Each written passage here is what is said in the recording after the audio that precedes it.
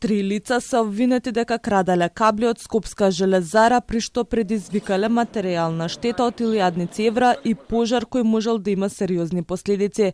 Тие во периодот од март до мај оваа година од кругот на фабриката одзеле различни видови електрични кабли што припаѓале на електрани на Македонија и Макстел.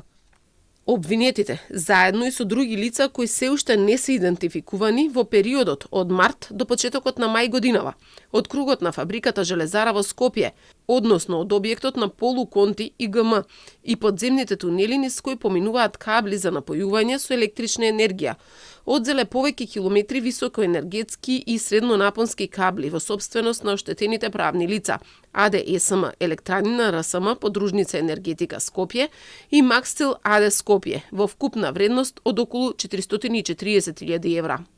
Во текот на кражбите обвинетите користеле брусалки за сечење на каблите и потоа ги складирале за транспорт. На 9 април поради нивното делување избувнал пожар во трафостаницата Југ со дополнителна материјална штета од над 100.000 евра и загуба од околу 60.000 евра поради прекин во дистрибуција на струја.